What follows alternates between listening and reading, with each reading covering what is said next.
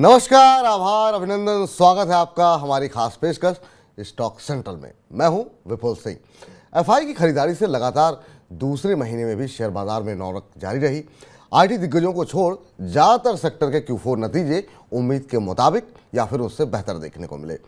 अडानी समूह के शेयरों में भी जबरदस्त रिकवरी मई महीने में देखने को मिली है, लेकिन बड़ा सवाल यही है कि विदेशी निवेशक क्या जून में भी मेहरबान रहेंगे? उच्चतम स्तर के पास खड़े निफ्टी में अभी कितनी तेजी बाकी है? क्या जून में शेयर बाजार में दिख सकती है गिरावट? ऐसे ही तमाम सवालों के जवाब तलाशने की कोशिश होगी स्टॉक सेंट्रल में। लेकिन सबसे पहले जानते हैं कि हम क्या कुछ दिखाने वाले हैं, क्या कुछ बताने वाले हैं आज के खास कार्यक्रम में। नजर डालते हैं ऑन द शो पर। तो सबसे पहले आपको बताएंगे कि एफआईज की तरफ से लगातार जो दूसरे महीने खरीदारी देखने को मिली है वो कब तक जारी रहेगी। क्या जून में भी एफआईज खरीदार बने रहेंगे? इस पर हमारे आज के एक्सपर्ट से हम जानना चाहेंगे। इसके अलावा हमारी खास रिपोर्ट भी होगी इसी मुद्दे को लेकर के। दूसरा महत्वपूर्ण सवाल कि अडानी समूह पे हमने देखा कि शानदार रिकवरी देखने को मिली है। क्या ये संकट टल चुका है अडानी समूह के अंदर, या फिर अभी भी आने वाले समय में एक बड़ी गिरावट देखने को मिल सकती है? अभी अडानी समूह में क्या करें, ये आज का हम दूसरा सवाल जिस पर हम चर्चा करेंगे। और तीसरा महत्वपूर्ण सवाल कि मिड कैप आईटी के अंदर जिस तरीके की रिकवरी देखने को मिल रही है, वहाँ पर कौन सी ऐसी कंपनी है जहाँ पर अभी भी दांव लगाया जा सकता है। तो इन तमाम पहलुओं पर हम बातचीत करेंगे, लेकिन कार्यक्रम को आगे बढ़ाएं उससे पहले जरा नज़र डाल लेते हैं शेयर बाजार से जुड़ी बड़ी खबरें क्या रहीं हेडलाइंस में। लगातार दूसरे महीने शेयर बाजार में मंदरियों पर भारी पड़े थे जड़िए। मई महीने में सेंसेक्स निफ्टी 0.2% से ज़्यादा चढ़े। घटती महंगाई दर, ब्याज दरों की बढ़ोतरी में रुकावट और विदेशी निवेशकों की खरीदारी से बाजार में तेजी। निफ्टी रियल्टी 0.9%, तो ऑटो इंडेक्स 7% से ज़्यादा उछला। लगातार तीसरे महीने एफआईज की भारतीय शेयर बाजार में खरीदारी। मई महीने में विदेशी निवेशकों ने की 27,856 करोड़ रुपए की खरीदारी। फरवरी 2021 के बाद एक महीने में एफआईज की सबसे बड़ी खरीदारी। मई महीने में 19 तारीख को छोड़ हर दिन खरीदार रहे विदेशी निवेशक। बड़ा सवाल, एफआईज की खरीदारी क्या जून में भी रहेगी जारी?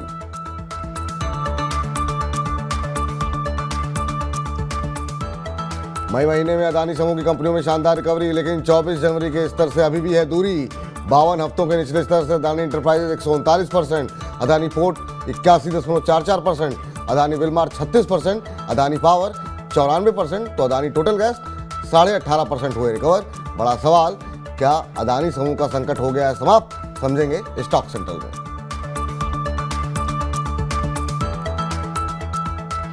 चौथी तिमाही में मिले जुले रहे कंपनियों के नतीजे। 228 में से 108 कंपनियों के नतीजे रहे उम्मीद से बेहतर। कंपनियों की आय में रहा औसतन 15% का इजाफा। ऑटो बीएफएसआई सेक्टर का रहा है सबसे बढ़िया प्रदर्शन। मिड कैप आईटी कंपनियों के नतीजे भी रहे बढ़िया, लेकिन ग्रामीण अर्थव्यवस्था को लेकर कंपनियों में चिंता बरकरार।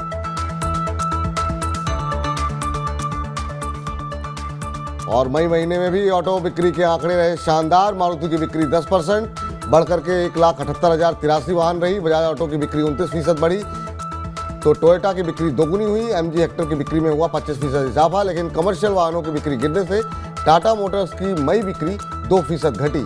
बड़ा सवाल, जून महीने में ऑटो शेयरों में क्या बनाए रणनीति?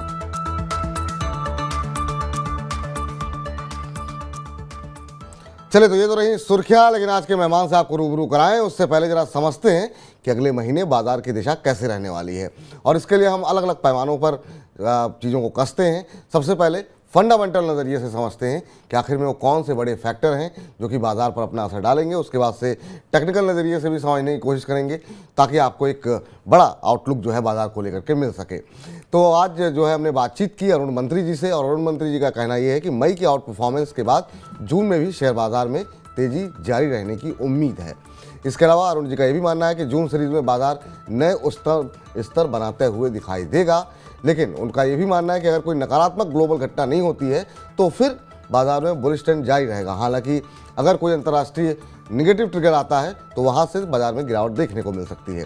ऑटो, फाइनेंशियल और एफएमसीजी सेक्टर में उनका मानना है जून महीने में तेज़ी बरकरार रहेगी। और साथ ही साथ उनका ये भी मानना है कि छोटी अवधि में जो दिग्गज आईटी शेयर हैं उन पर दबाव देखने को मिल सकता है। निफ्टी के लिए 18,300 उनका मानना है कि एक मजबूत सपोर्ट है, और शॉर्ट टर्म में 18,800, 18,900 का स्तर निफ्टी छू सकता है। तो ये फंडामेंटल नज़रिया यहाँ पर निकल करके आता हुआ, लेकिन तकनीकी रूप से बाजार कैसा दिख रहा है, चार्ट्स पे कैसा बाजार दिख रहा है, इसके लिए हमने बात की नितिलेश पावस्कर साहब से। तो उनका मानना ये है कि निफ्टी के लिए 18,400 एक महत्वपूर्ण सपोर्ट है, 18,650 और 18,700 उनका मानना ये है कि ये निफ्टी के लिए एक रुकावट बना हुआ है। और 18,700 के आसपास जब भी निफ्टी जाए तो फिर वहाँ पर उन स्तरों पर मुनाफा वसूल करने की उनकी सलाह है कि यहाँ पर मुनाफा वसूल करने की कोशिश करनी चाहिए। साथ ही साथ उनका ये भी मानना है कि अगर बैंक निफ्टी 44,700 44,500 के नीचे आता है तो फिर दबाव देखने को मिल सकता है, यहाँ पे 3 से 5% तक की गिरावट देखने को मिल सकती है। जब हमने बात की कि शेयरों पे क्या कुछ नज़रिया उनका है, तो उनका मानना ये है कि टाटा स्टील में 108 रुपये के ऊपर के स्तर अगर देखने को मिलते हैं तो वहाँ पे खरीदारी की जा सकती है। शॉर्ट टर्म में 120 रुपये तक के लक्ष्य देखने को मिल सकते हैं। साथ ही साथ विप्रो में उनका मानना ये है कि 450 रुपये तक के लक्ष्य के साथ खरीदारी करनी चाहिए और एक 390 रुपये का एक स्टॉप लॉस यहाँ पर लगाना चाहिए। तो फंडामेंटल और टेक्निकल दोनों नज़रिया हमने समझ लिया है और अब हम आपको रूबरू कराते हैं हमारे आज के खास मेहमान से। हमारे साथ बातचीत करने के लिए जुड़ चुके हैं विलियम ओ'नील के equity research head Mayuresh Joshi ji. Mayuresh ji, बहुत बहुत स्वागत, बहुत बहुत आभार, अभिनंदन आपका। आप मनी 9 के मंच पर पहले भी आए हैं, लेकिन इस कार्यक्रम में, मेरे कार्यक्रम में आप पहली बार आए हैं, तो बहुत बहुत दिल से आभार सर, निमंत्रण स्वीकार करने के लिए हमारा। और पहला प्रश्न यही होगा सर कि जून सीरीज़ को आप किस तरीके से पढ़ रहे हैं, देख रहे हैं? जून महीने में जिस तरीके की रैली मई में देखने को मिली वो जारी रहेगी, बाजार नए उच्चतम स्तर छुएगा, या फिर आपको लगता है कि थोड़ा सा कॉशियस अप्रोच के साथ आगे बढ़ना चाहिए? Very good evening Vipul ji, it's a pleasure to be on your show. जहां तक आई थिंक बाजारों का सवाल रहा है, दो चीजें। एक, आई थिंक जो मैक्रो आंकड़े आ रहे हैं, जो जीडीपी का आंकड़ा आया चौथे तिमाही का 7.2% के ऊपर, आई थिंक एक सराहनीय आंकड़ा था, क्योंकि India economy is firing on all cylinder जिसे हम कहते हैं। एग्री में ग्रोथ देखने मिली, कंस्ट्रक्शन में ग्रोथ देखने मिली, मैन्युफैक्चरिंग में ग्रोथ देखने मिली 4.5% के आसपास। उम्मीद यही थी कि 1 से 2% ग्रो होंगे। तो कहीं ना कहीं आई थिंक ये आंकड़े एक एनकरेजिंग साइन देते हैं जब rest of the world is going through pain. आपने चाइना के आंकड़े देखे होंगे जहाँ पे पीएमआई, इंडस्ट्रियल नंबर्स बहुत वीक साइड पे है। जर्मनी रिसेशन में जा चुकी है। यूएस के अर्निंग्स और यूएस इकोनॉमी शायद सेकंड हाफ में रिसेशन में जाएगी। इसको मद्देनजर रखते हुए the growth that we are achieving macro पैमाने पे, जो जीएसटी के आंकड़े भी हैं, ये सारी चीजें यही दर्शा रहे हैं कि जो गवर्नमेंट और प्राइवेट केपेक्स और इन्वेस्टमेंट साइकिल है, ये अभी भी बरकरार है और बरकरार रहेगी। जहां तक आपका सवाल रहा from an immediate short term perspective, markets ने एक बहुत आउटस्टैंडिंग मूव दी है over the past few months. FIs have been very very buoyant Indian markets में, बट ये देखना चाहिए कि आज आप कोई भी इकोनॉमी की तुलना करें और इंडिया को अगर प्लेस करें कोई भी इकोनॉमी के सामने, तो जो इंडियन ग्रोथ है, I think that is outstanding at this point of time. आप ओपनिंग रिमार्क्स में ऑटो बिक्री के आंकड़ों की बात कर रहे थे। ऑटो बिक्री के आंकड़े अभी भी स्ट्रॉन्ग और स्टेबल हैं, तो कहीं ना कहीं I think factors are favouring India at this point of time. Global slowdown, global recessionary factors के वजह से शायद नेक्स्ट फ्यू मंथ्स में एक स्लोडाउन देखने मिले इक्विटी मार्केट्स में। थोड़ा एक रिस्क ऑफ ट्रेड जरूर आ सकता है। इसे टाइम करना थोड़ा मुश्किल है, पर अगर आप मध्यम से लंबे अवधि के इन्वेस्टर्स हैं तो मुझे लगता है कि कोई भी अगर गिरावट आती है, छोटी हो या बड़ी, अच्छे क्वालिटी शेयरों में और सेक्टर्स में अगर आप इन्वेस्ट करते हैं, मुझे लगता है अगले 3 से 5 वर्षों का अगर दायरा है तो आप अच्छे पैसे कमाएंगे। मेरा स्ट्रिक्ट मानना है ये दशक नहीं, ये सेंचुरी इंडिया को बिलोंग जी। तो अगले 3 से 5 साल का नज़रिया है, तो आप लंबे अवधि के नज़रिए के साथ खरीदारी करके चलें, बाजार में मजबूती देखने को मिलेगी, अच्छे रिटर्न आपको देखने को मिल सकते हैं। अब सर जरा वक्त हो गया है, जरा हमारी खास एक रिपोर्ट हम लेकर के आते हैं और वो रिपोर्ट अपने दर्शकों को दिखाते हैं कि लंबे अंतराल के बाद विदेशी निवेशकों को भारत का शेयर बाजार फिर से आकर्षक लगने लगा है। मई में विदेशी संस्थागत निवेशकों की खरीद 9 महीने के ऊपरी स्तरों पर रही, लेकिन क्या ये खरीद आगे भी बनी रहेगी या फिर विदेशी निवेशक मुनाफा वसूली करेंगे? इसके लिए देखते हैं हमारी ये खास रिपोर्ट। मई में विदेशी निवेशकों यानी FII ने शेयर बाजार में जमकर निवेश किया है।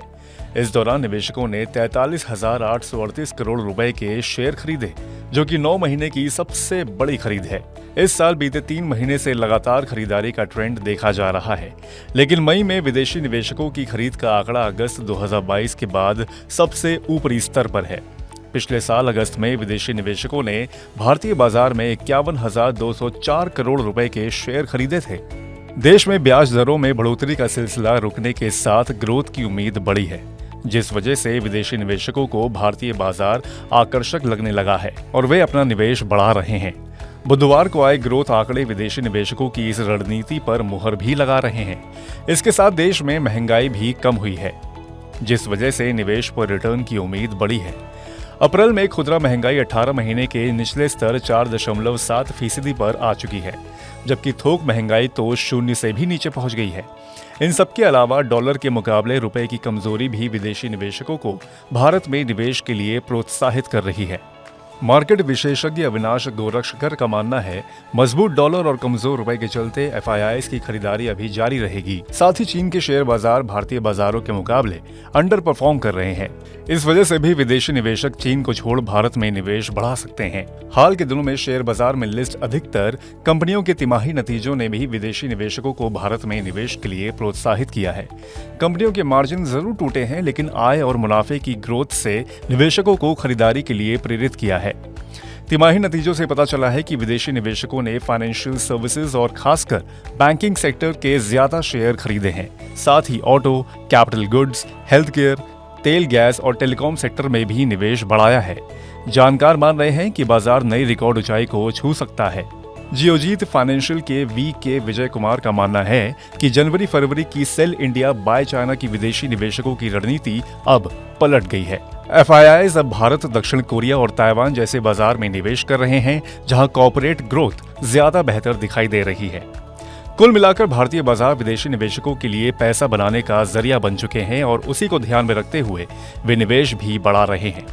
विदेशी निवेशकों की यह खरीदारी शेयर बाजार को सहारा भी दे रही है, लेकिन मनी 9 की सलाह है कि विदेशी निवेशकों के इस ट्रेंड को न देखकर शेयर बाजार में निवेश से पहले अपने वित्तीय सलाहकार की राय जरूर लें। तो ये खास रिपोर्ट आपने देखी और मयूरेश जी लगातार हमारे साथ बने हुए हैं।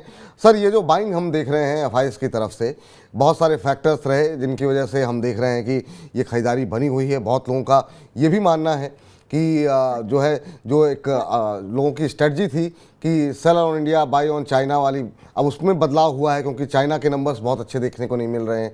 ब्याज दरों में जो तेज़ी देखने को मिल रही थी वो थोड़ी सी रुकती हुई दिखाई दी है। आपको क्या लगता है, अब जून महीने में भी ये हम उम्मीद करें कि ये तेज़ी जो है जारी रहेगी, अभी भी एफआईआईज जो है वो खरीदार बने रहेंगे? आप कैसे देख रहे हैं? जी, मुझे बिल्कुल लगता है कि बने रहेंगे। आई थिंक 2 वजह, जैसे मैंने सारे फैक्टर मैक्रो फैक्टर्स कहे मेरे ओपनिंग रिमार्क्स में, ये इंडिया को फेवर करते हैं और एफआईआईज या एफपीआईज के पास बहुत कम विकल्प बचे हैं आज ग्लोबल इक्विटी इन्वेस्टमेंट्स में, considering the overall macro backdrop. Having said that, जो फर्स्ट हाफ में हुआ था ये फाइनेंशियल ईयर के, जब यूएस इंटरेस्ट रेट्स हाइक किए जा रहे थे, जो ट्रेजरी यील्ड्स में और यूएस 10 ईयर में एक इजाफा देखने मिला था, a lot of money probably flowed back, यानी जो एक मेजर कंपोनेंट है एफआई पैसे का जो वापस गया था in terms of safeguarding their dollar denominated assets और return on those assets, a large part of that money has moved back.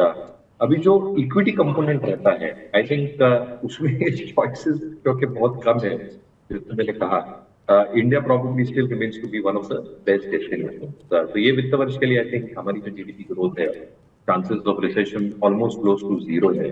I think we'll be better placed than most economies, और इसलिए मुझे लगता है कि एफआईआईज का पैसा economy में आई थिंक आना लाजमी भी है और उनके पास कोई चॉइस नहीं थी। जी, इस बीच आप सर एक एक करके तमाम सवालों पे जाएं, उससे पहले आपसे जानना चाहेंगे, एक जो कंसर्न यहाँ पर निकल करके आया है, जो हमने नतीजे देखे, अभी भी जो है एक तो मानसून एक बड़ा कंसर्न बना हुआ है कि एक तरफ के आईएमडी कह रहा है कि नहीं मानसून सामान्य रहेगा, स्काईमेट के जो आंकड़े हैं वो कह रहे हैं कि सूखे की स्थिति देखने को मिल सकती है।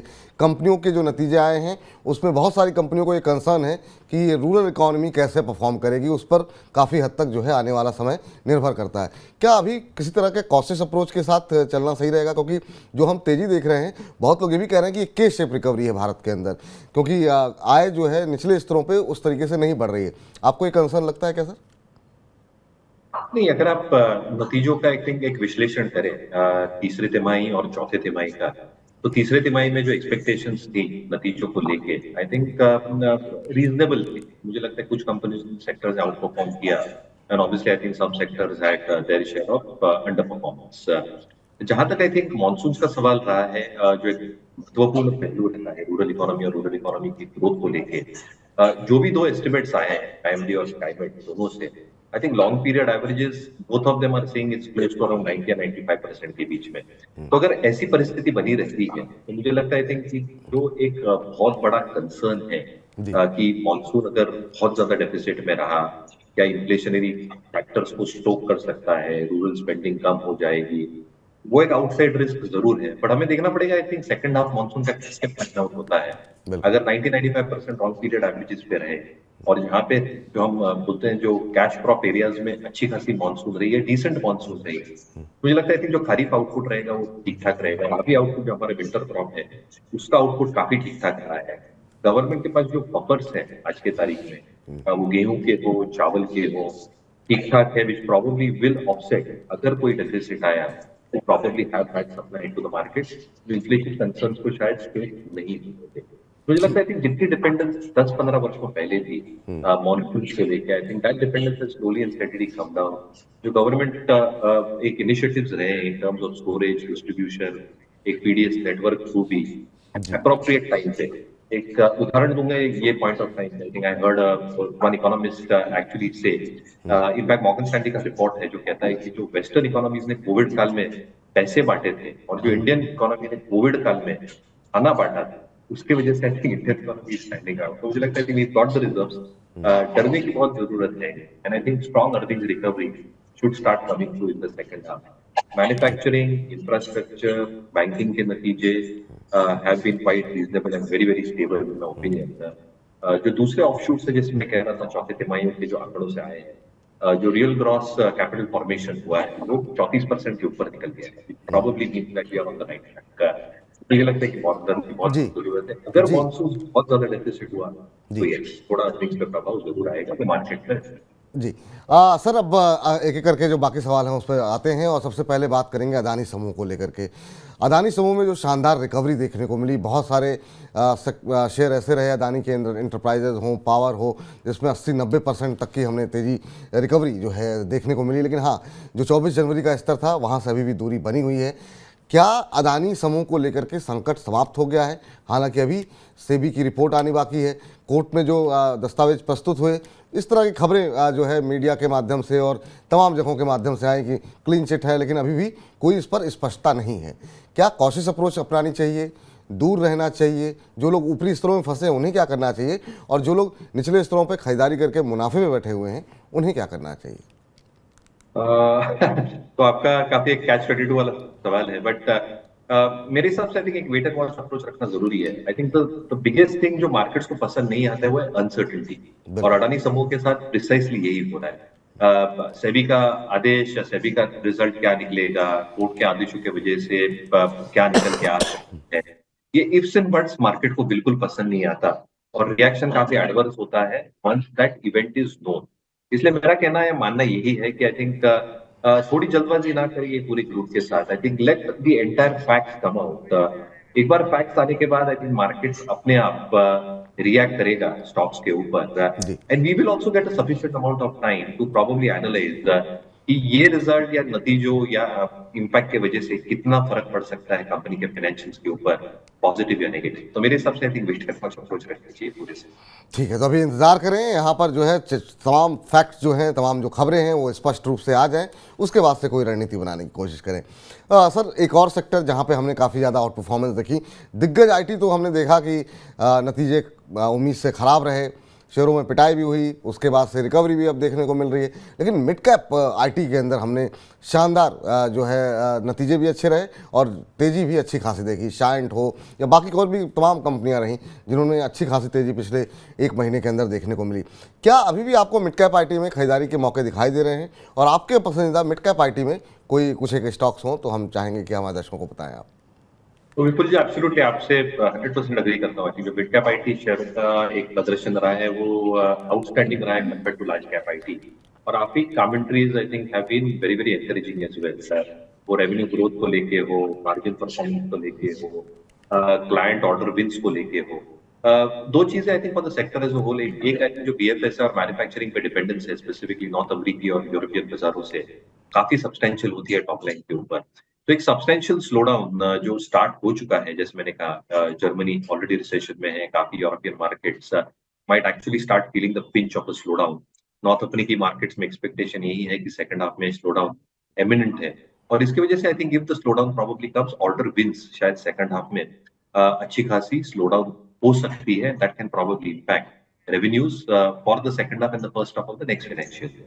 सेकंड, आई थिंक मार्जिन्स का जहां तक सवाल रहा है, I think margin have remained extremely stable. I think जितने इश्यूज 4 तिमाहियों पहले देखे थे, आई थिंक वहां पे आई थिंक अभी wage attrition issues largely behind है। कहीं ना कहीं आई थिंक जो आउटसोर्सिंग कॉस्ट सडनली एलिवेट हुई थी वो स्टेबल हो चुकी है। तो कहीं ना कहीं I think margins should remain stable, which probably gives a lot of operating leverage इनके बैलेंस शीट के ऊपर।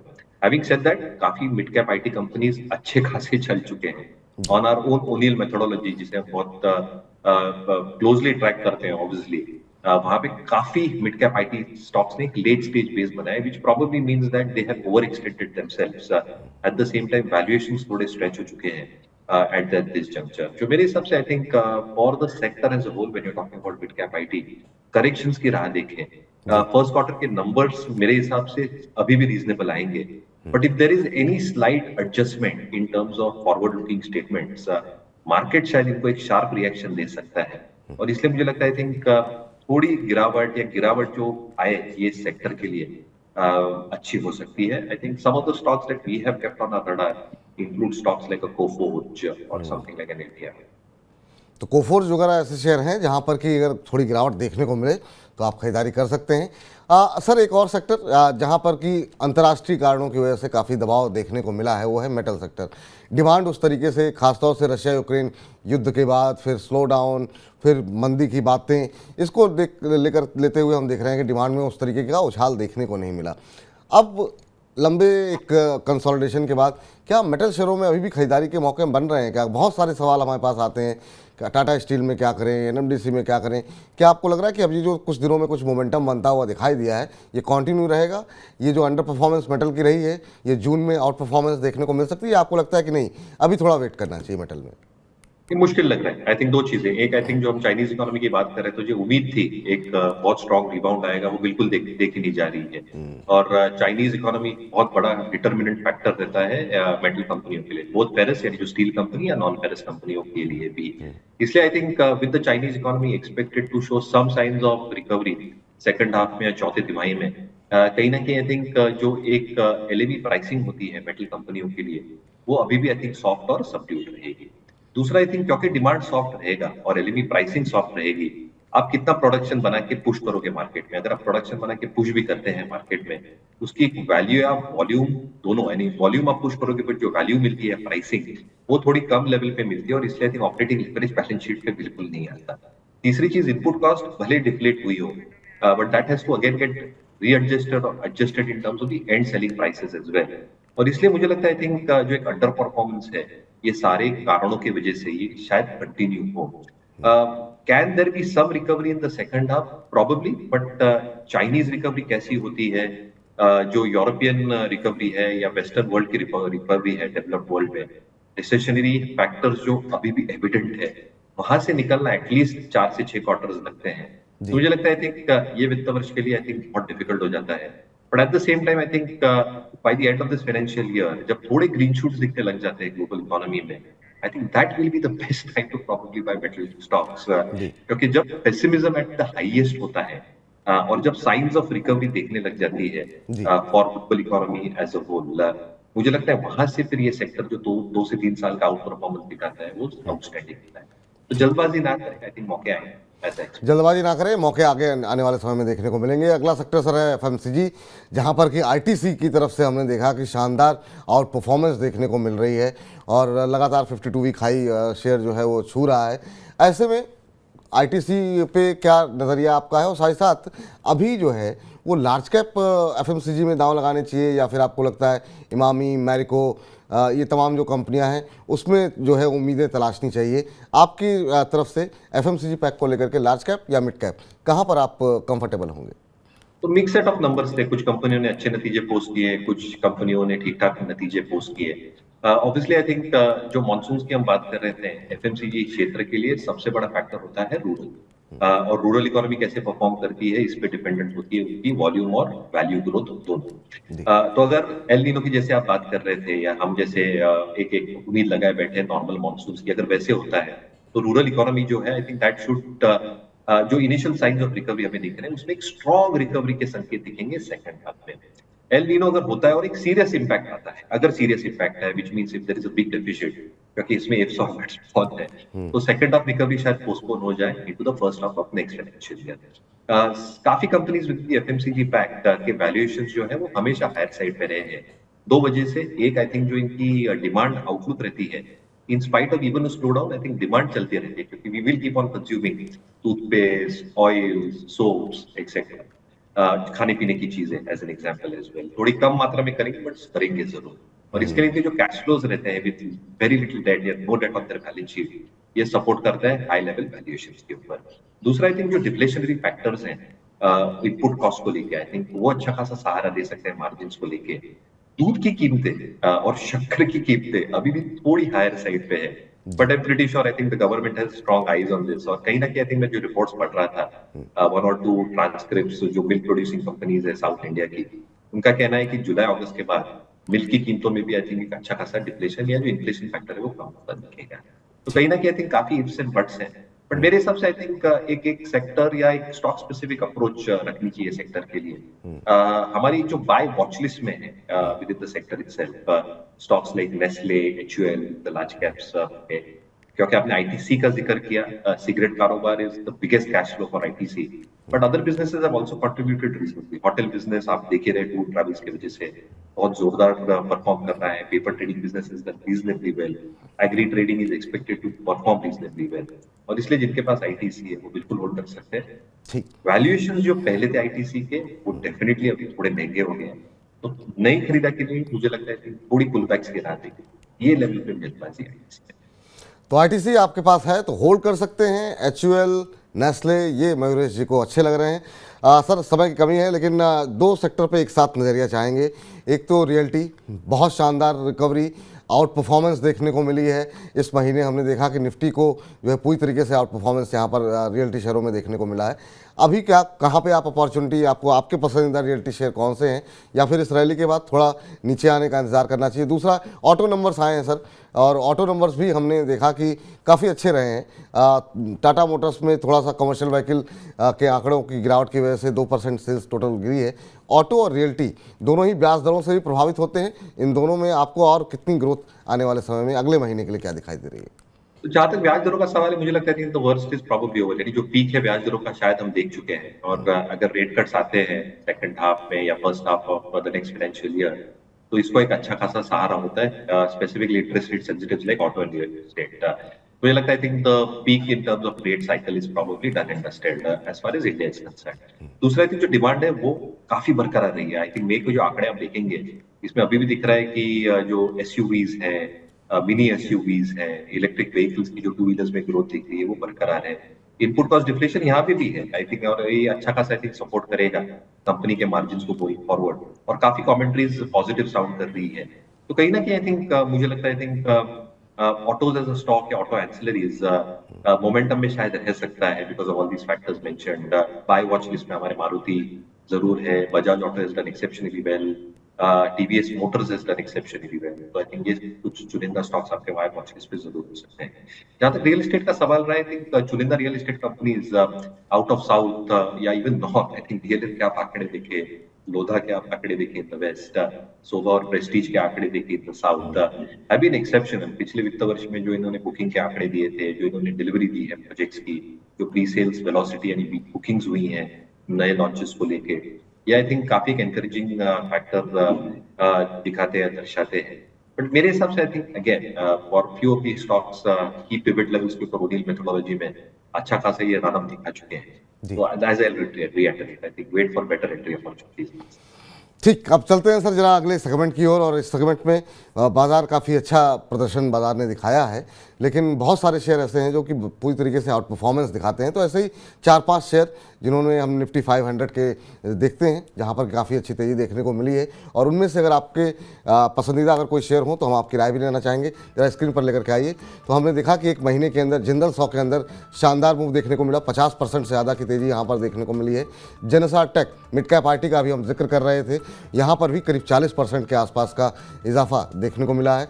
चोलामंडलम फाइनेंस में हमने देखा कि करीब 34% से ज़्यादा की तेज़ी देखने को मिली है। और मिड कैप पार्टी से एक और कंपनी डिक्सन टेक्नोलॉजीज में हमने देखा 34% का रिटर्न, और साथ ही साथ इंजीनियर्स इंडिया यहाँ पर हमने करीब 33.25% के आसपास का रिटर्न एक महीने के अंदर आते हुए देखा है। मयूरेश सर, आपसे जानना चाहेंगे इनमें से, इन 5 कंपनियों में से कुछ कंपनी ऐसी है जो आपको लगता है कि अभी भी खरीदारी की जा सकती है, या आपको लगता है काफ़ी रैली आ चुकी है, थोड़ा ठंडा होने का इंतजार करना चाहिए? नहीं, डेफिनेटली ठंडा होने का इंतजार करना चाहिए। I think stocks like Jindal saw हो, जेंसर हो, चोला हो, वापस ये तिमाही में शानदार नतीजे पोस्ट किए। उदाहरण देता हूँ बहुत quickly. I think Jindal saw की अगर आप ऑर्डर बुक देखें, सब्सटेंशियल ऑर्डर बुक है, सब्सिडरीज जो इनके यूएस और सऊदी के हैं, they have started turning it positive, जो एक बहुत बड़ा इंप्रूवमेंट है in terms of consolidated balance sheet numbers. पर आप ये मूव देखे स्टॉक की, आई थिंक कुछ महीनों पहले 110 120 में था। It's almost 2.5 times in a matter of 3 to 4 months. Similarly Zensar की अगर हम बात करें या चोला की बात करें, चोला फिर भी ठीक ठाक है, बट जिंदल और जेंसर जैसी stocks have given substantial moves in the past few months. तो आपको ये दो नजरिए से देखना चाहिए। एक, आई थिंक जो प्राइस एक्शन रही है on the O'Neil lens has been substantial. दूसरा, आई थिंक जो एक एक्सटेंडेड होते हैं मूविंग एवरेजेस से और वैल्यूएशन स्टैकअप के हिसाब से भी थोड़ा हायर साइड पे in terms of the own standard deviations going forward. इसलिए I think moves have been pretty hot at this point of time, if I may term it that way. You have to ensure that it cools off. और मैंने hot का इस्तेमाल इसलिए किया क्योंकि cool off होता है स्टॉक्स को बहुत जरूरी है before your fresh entry points. तो मेरे हिसाब से आई थिंक एंट्री पॉइंट्स आएंगे मार्केट्स में। It is not that this is the end of the world कि ये स्टॉक की मूव आ गई तो बस खत्म हो गया। यही स्टॉक्स में आपको जाना है तो शायद बेटर एंट्री पॉइंट्स देखें। But at any stage in the markets going forward, I think you will get better entry points for certain sectors and stocks. तो मेरे हिसाब से I think थोड़े extended हैं stocks like Jindal, Zensar. In fact, थोड़ा मुनाफा वसूल यहाँ पे अगर आप कर लेते हैं and take some money home, ये अच्छी, ये बुरी आइडिया नहीं होगी। तो अगर आप निवेशित हैं तो थोड़ी ही अगर मुनाफा वसूली कर लेंगे, घर में लक्ष्मी ले आएंगे, तो कोई इसमें आपत्ति वाली बात नहीं है। चलिए, अब जो है सर, ऐसे ही 5 शेयर हमने ये भी तलाशे हैं जहाँ पे गिरावट काफ़ी ज़्यादा देखने को मिली है। यहाँ पर अगर आपको कोई अपॉर्चुनिटी दिखाई देती है कि काफ़ी पिट चुके हैं, तो क्या यहाँ पे खरीदारी की जा सकती है? अदानी ट्रांसमिशन में हमने देखा है कि एक महीने में 20-21% का नेगेटिव रिटर्न देखने को मिला। रिलायंस इंफ्रा जो है हमने देखा करीब 15% टूटा है पिछले एक महीने के अंदर। इंडियन बैंक की पिटाई हुई है, ये करीब 15% के आसपास की गिरावट के साथ जो है कल जो स्तर देखने को मिला है वो करीब 275 के आसपास था। जेके लक्ष्मी सीमेंट के अंदर हम देख रहे हैं 14% के आसपास की गिरावट देखने को मिली। नेशनल फर्टिलाइज़र में भी 14% के आसपास की गिरावट देखने को मिली है। इस गिरावट में इन 5 कंपनियों में से कोई कंपनी ऐसी है सर जहाँ पे आपको लग रहा है कि नहीं, यहाँ पर एक बाइंग अपॉर्चुनिटी बन सकती है, या आपको लगता है कि नहीं फंडामेंटल्स कमज़ोर हैं, अभी दूरी बना करके ही चलनी चाहिए? हुई थी कि जो एक्सपेक्टेड लोन प्रोविजंस का प्रावधान आया है उसमें आई थिंक बाजार थोड़ा डर गया कि कितना इनको प्रोवाइड करना पड़े। बट मुझे नहीं लगता, आई थिंक जितना भी प्रोवाइड करना पड़ेगा एक बहुत सब्सटेंशियल इम्पैक्ट आएगा। काफी बैंक्स के बैलेंस शीट मैनेजमेंट ने कहा है कि जो इम्पैक्ट है वो अगले 3 से 4 वर्षों पे to be spread out for them. तो मुझे लगता है आई थिंक इंडियन बैंक पे थोड़ी प्राइस टैग अगर आती है 300-310 के लेवल्स अगर क्रॉस कर लेता है, वहां पे आई थिंक एक अच्छा मौका हो सकता है। सीमेंट पैक में आई थिंक जेके सीमेंट पे ध्यान रखें क्योंकि मैनेजमेंट बहुत बुलिश साउंड कर रहा था। It's obviously a proxy to Indian growth and Indian GDP growth as well. तो कहीं ना कहीं I think JK Cement, not JK Lakshmi, JK Cement में अगर आप एक बुलिश कमेंट्री देखें मैनेजमेंट की, जो एक्सपेक्टेशन है in terms of clinker addition, जो एक्सपेक्टेशन है जो पेटकोक प्राइसेस में गिरावट दिखती है जहां से 100 से 200 रुपया एबिटा पर टन में इजाफा दिख सकता है, क्योंकि क्रूड नीचे आया है, वहां पे 50 से 100 रुपया का एक एबिटा पर टन में इजाफा दिख सकता है। ये थोड़ा इंक्रीमेंटली पॉजिटिव हो सकता है in terms of earnings, specifically when private and government capex is expected to accelerate. So I think दो ये सेक्टर्स बिल्कुल ध्यान में रखें, PSU बैंक्स और। ठीक, अब सर चलते हैं आज के आखिरी सेगमेंट के ऊपर, और ये है ब्रोकर्स के रडार पर, जिसमें कि हम जानते हैं कि किसी एक कंपनी पर ब्रोकर्स क्या कुछ कह रहे हैं। और इस बार ऑटो नंबर्स देखने को मिले तो हमने जो है तलाशा है टाटा मोटर्स को। यहाँ पर काफ़ी ज़्यादा अच्छे टारगेट देखने को मिल रहे हैं। CLSA की तरफ से भी खरीदारी की सलाह दी गई है, शेर खान की तरफ से भी दी गई है, बहुत सारे ब्रोकरेज हाउस की तरफ से यहाँ पर खरीदारी की सलाह आई है। और ज़रा हम देखें जरा लक्ष्य क्या कुछ निकल करके आ रहे हैं। तो यहाँ पर CLSA की तरफ से 624 रुपये के लक्ष्य यहाँ पर दिए जा रहे हैं। इसके अलावा शेर खान की तरफ से 600 रुपये तक के लक्ष्य देखने को मिल रहे हैं। आप सर इन तमाम ब्रोकर से सहमत हैं? बहुत सारे ट्रिगर्स भी हैं यहाँ पर जिसकी वजह से बुलिश ट्रेंड जो है ब्रोकर्स की तरफ से देखने को मिला है। उनका मानना ये है कि अमेरिका और चाइना के अंदर जो है जो बाइंग जो बिक्री है वो आने वाले समय में अच्छी रहेगी। JLR को लेकर के FY24 में माना गया है कि JLR में सुधार जो है वो देखने को मिलेगा। तो ये तमाम वो की फैक्टर्स रहे जिनकी वजह से लोग बुलिश दिखाई दे रहे हैं। आप सहमत हैं इन लोगों से? मेरी सहमति ये का कोई सवाल नहीं होता इन लोगों से। मेरा एक व्यू भी है स्टॉक के ऊपर जो मैं कह सकता हूँ। दो चीजें, एक आई थिंक जो फैक्टर्स थे इन टर्म्स ऑफ JLR का एक अंडर परफॉर्मेंस, जो इम्पेयरमेंट लॉसेस इन्होंने लिए थे JLR को लेके, आई think the worst of that is probably behind. दूसरा जो सेमीकंडक्टर इश्यूज है, the worst of that is also behind. जो इनपुट कॉस्ट है वो अच्छे खासे कम हो गए, इसलिए मार्जिन्स में अच्छा खासा सहारा मिलेगा। दूसरा I think in terms of their entire ecosystem, जो R&D स्पेंडिंग हो रही है EV मोबिलिटी को लेके, सारी कंपनीज कर रही है। JLR कर रहे हैं, फोर्ड कर रहे हैं, वोक्सवैगन कर रहे हैं, मर्सिडीज कर रहा है। तो कहीं ना कहीं I think you can expect roll out of a lot of these launches expected in FY24। और वहां तक I think global economy should have stabilised to a large extent. चीन एक बहुत बड़ा मार्केट है, जो लास्ट क्वार्टर अपडेट में इन्होंने कहा था, I think it's looking very very stable. In fact China का परफॉर्मेंस भी ठीक ठाक रहा है, even in terms of impending slowdown.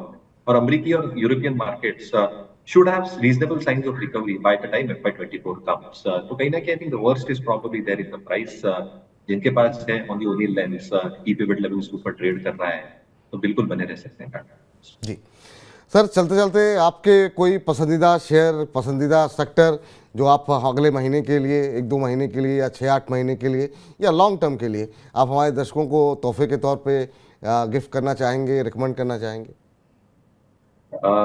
तो मिड कैप इंफ्रास्ट्रक्चर और mid cap defence, I think ये दो सेक्टर्स हैं जहाँ पे अर्निंग्स का जो एक तड़का है वो कंटिन्यू रहा है। और हमें लगता है कि एग्जीक्यूशन कंटिन्यू होने की वजह से नंबर्स ठीक ठाक रहेंगे।